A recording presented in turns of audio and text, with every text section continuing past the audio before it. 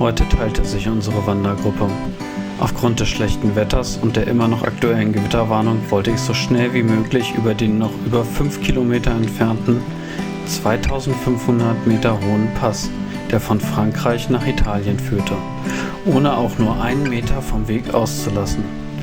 Meine Eltern hingegen wollten lieber etwas länger schlafen und den Bus bis zum Aufstieg nehmen. Also begann mein Tag schon um 5 Uhr morgens. Ich packte alles im leichten Regen zusammen und machte mich abflugbereit. Nur kurze Zeit später lief ich mit meiner Stirnlampe die Straße aus Les Chapieux hinaus in Richtung des Refuge des Motets.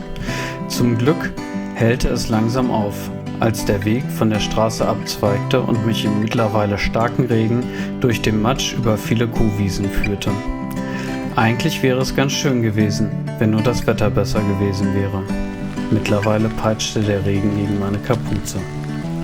Am Refuge des Motets angekommen, stellte ich mich zu einer Gruppe Wanderer, die nicht so recht wussten, wie es weitergehen sollte.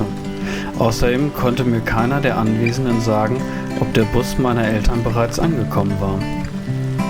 Dort kam ich jedoch mit Maciek ins Gespräch und wir entschieden uns, den Aufstieg trotz des Wetters zu wagen.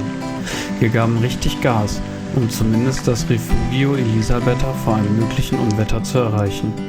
Auf dem Weg nach oben mussten wir mehrere Bergbäche queren, die so breit geworden waren, dass es nahezu unmöglich war, mit trockenen Füßen auf der anderen Seite anzukommen. Außerdem hörte man etwa 200 Meter unter dem Gipfel einen kräftigen Donner. Aber das war auch alles, was wir vom Gewitter mitbekamen. We made it to Italy! Oben angekommen währte die Freude, Italien erreicht zu haben, nicht lange. Der Wind wehte eisig und erbarmungslos in unsere Gesichter.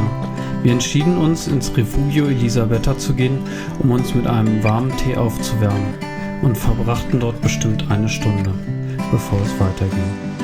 Mittlerweile waren so viele Leute dort angekommen, dass es gar nicht so leicht war, sich den Weg ins Freie zu bahnen. Glücklicherweise hatten der Regen und auch der Wind nachgelassen. An einer Kreuzung überlegten wir kurz, ob wir eine niedrigere Route nehmen sollten, entschieden uns aber schließlich für die anstrengendere Route. Der Weg war gut begehbar und bald erreichten wir die verlassene Après-Ski-Region vor Courmayeur.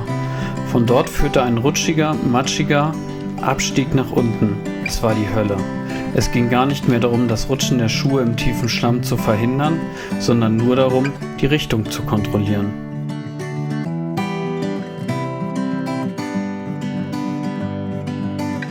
Erschöpft, aber glücklich erreichten wir schließlich die Stadt. Der Regen hatte aufgehört und von dem stürmischen Wetter war keine Spur mehr zu sehen. Wir teilten uns ein Zimmer für 150 € im selben Hotel wie meine Eltern.